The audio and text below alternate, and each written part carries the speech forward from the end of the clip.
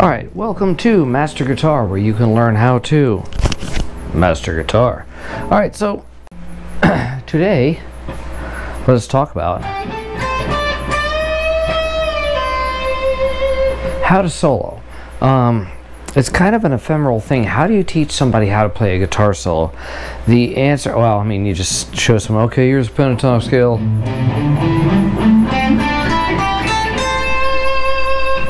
So then what? Oh, you can string bend.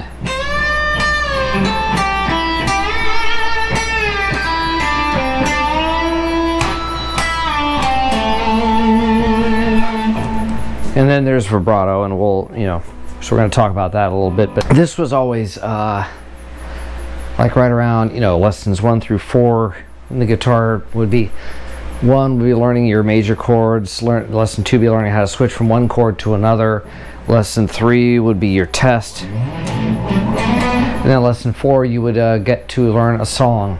So usually lesson 3 you learned your first song. The first song was always Bad Moon Rising by Creedence, because oh, excuse me, when I taught that song, did I really just leave my coffee inside? I left my coffee inside. When I would teach that song, Bad Moon Rising, it was just three chords: D, A, G, D. And I could show people how to play the song from there. And then you'd learn about 2 more months worth of songs, and then I would start saying, okay, it's time to learn how to play some guitar solos, because up until now we'll focus on the rhythms.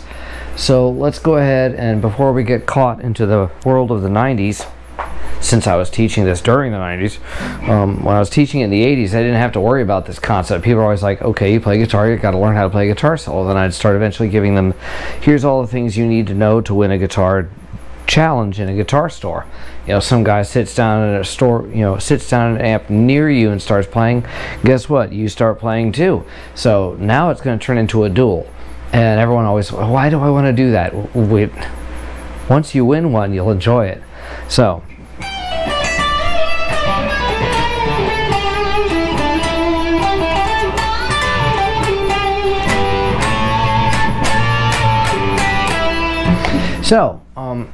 let's get on to that lesson. It would usually be about the first lesson of the 4th month, because the first month was learning how to play, how to get the mechanics of the guitar down. Lessons months 2 and 3, you'd be learning how to play guitar, learning a whole bunch of songs, because we got to get songs. I was a firm believer in that. I still am. The more songs you learn, the wider your vocabulary of things you can borrow from. And you'll notice that I'm constantly running through these little long drawn out guitar riffs, and I said in one of my earlier videos that my inspiration started with Michael Schenker.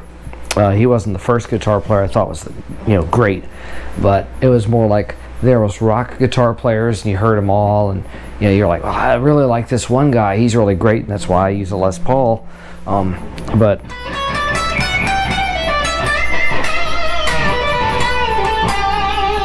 And then so you learn all these other guys, and wait for Kimchi to come out of here.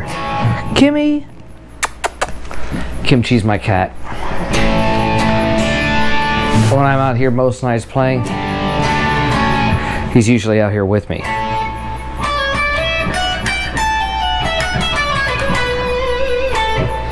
Now that right there was something I got from a guy who played a homemade guitar he calls the Red Special. Not going to mention Brian May's name, but once you hear that sound, you're like, yeah, that was Brian May. I didn't quote from any one song, it was just the feel of Brian May was right there. Because I don't want a copyright strike. And it's basically he's just taking the D chord there and playing his guitar solo off that D chord. But I'm a scale player, I think, in terms of scales. So most of my most of the curriculum I'm going to throw at you basically is all these scales and stuff. Sorry, I don't have the backdrop up right now. I'm taking a break from the backdrop because it's just multiplying the amount of time. Once I'm through my backlog of editing, which I'm going through right now, I've got, if you know anything about Filmora, you know that when I import video, and it's the same thing with if I was using my DaVinci Pro, DaVinci Resolve, when you're using DaVinci or you're using any of these programs, you import your video, it's going to go through this long time of creating proxy files and renderings so that you can start working with the film. My favorite video software to work with is DaVinci, but and it's something other people have said before when they tried to switch from other things to DaVinci, is they said the workflow is not based for speed. It's based for doing a lot of very complicated tasks and doing them well. And if you're trying to make a motion picture, it's awesome. When you're trying to make an indie film, it's not quite as awesome. When you're making YouTube videos, it is 400 steps too many to make the YouTube videos. So, you know, with my apologies to Casey Ferris, I know you're doing a great job with, you know, DaVinci and showing people how to do all these complicated tasks very quickly. But I think for me, Filmora is it.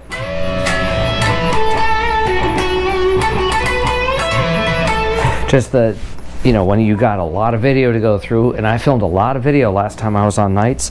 I was filming almost every night. And I have a huge backlog of probably 3 months worth of videos that I have filmed, and I'm still sitting there going, you know, I'm going to look that up on YouTube and see how that one's doing. Oh, I haven't put that one up yet?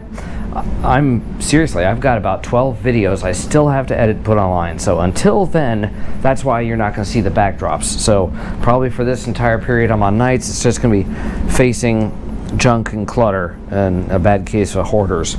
Now that I got that little burst of creativity out of the way, and you see I can just roll these long riffs out there. But let's talk about beginning steps. How do you play a guitar solo? So what we're going to do is we're going to focus on the pentatonic. Doesn't matter which pentatonic. So I can take my A pentatonic,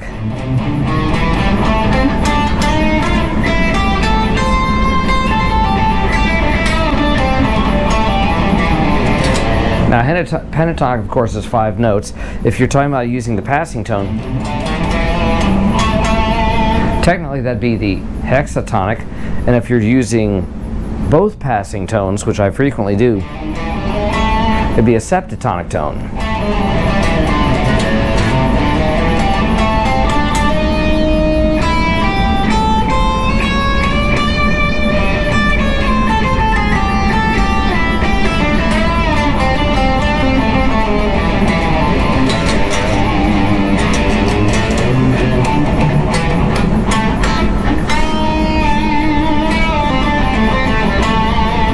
So that's just a demonstration of how you use the septatonic. Is basically you're just going to use those passing tones, but don't try to hang on them too long.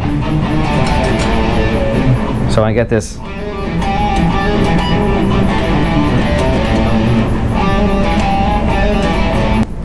So let's talk about simple concepts.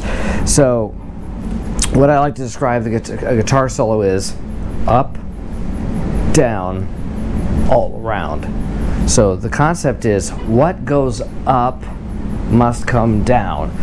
If you're coming in here and you've got a system that works for you, fantastic, works for you. The system I'm teaching has made sense to a lot of students throughout the years. Remember, I started teaching guitar back in 1985. Try this, see if it works for you, see if it helps you to improve. Not using the Strat today. I don't know why. I just walked in here and I was thinking I want to play a Les Paul today. I try to remember the person I was back when I was still a human being. Okay, so when here's the other part of the equation. Now that you've got the phrase up, down, all around in your mind, let's take the next part of the phrase. I don't care what you play during your riff. Don't care at all. All I care about is your last note. Now what do I mean by that? Okay.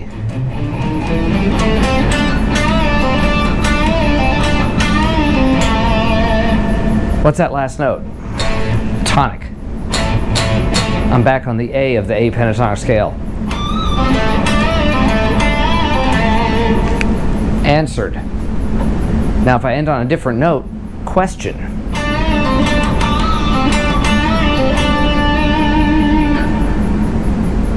Do you hear how it's not resolved?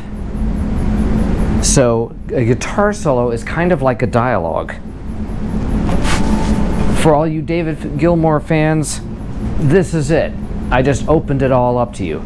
David Gilmour is probably thinking in terms similar to this, that it's the last note that matters, and whether it's resolved or not, question or answer. Guitar solos are like a dialogue. My dialogue just has a lot of words.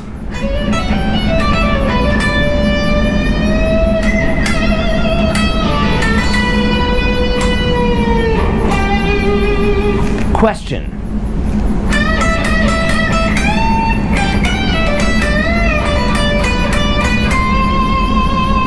Still a question.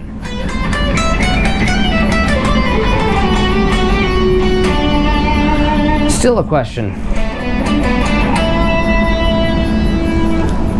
Answer. All right, so do you see how that once you hit the root note, it's answered? Where are you going? I'm going out to the store. Why? How long are you going to be gone? Just a little while. Why?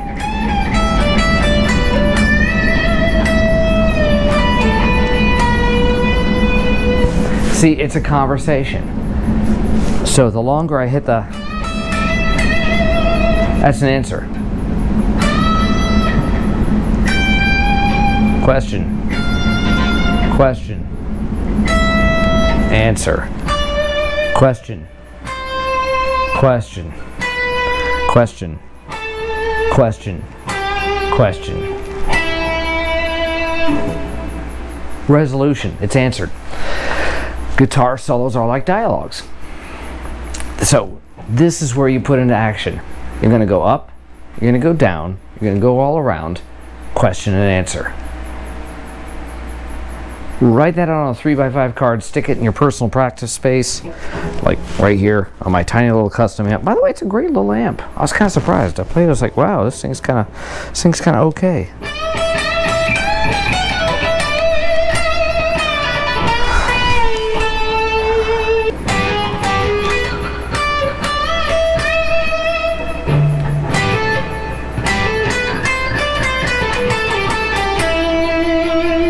So there's that question and answer thing again. Okay, so let's try it. We're going to bend. Now it resolves right off the bat. That doesn't resolve. I'm going to B instead of E. That's ending on a G. See how easy that is?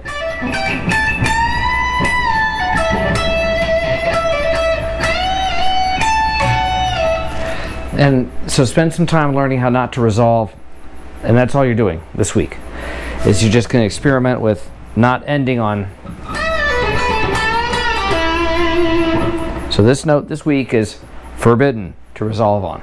Next week you can start working on getting your answers in, because you've been doing your answers this whole time.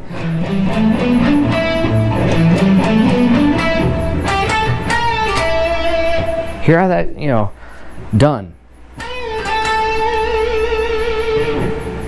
You see, you don't need to learn how to resolve. You're automatically doing it. So let's learn how not to resolve this week, all right? That's your assignment. Go, enjoy. If anybody wants to upload their own video to their own YouTube channel and show me what you did with it, that'd be awesome.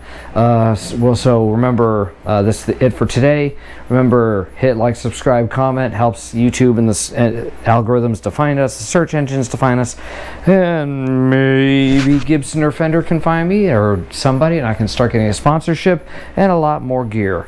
Did you know that the list of guitars I wrote up when I was 16 saying someday I will own blah, back then would have cost me $40,000 to own. By the time I was really making a success in the music scene, it would have been $80,000 worth of guitars. Today it's $140,000 worth of guitars. So, hit that like and subscribe. Ring the bell for notifications. Make sure you leave a comment so that way the search engines find us. And maybe soon I can get that guitar collection. See ya!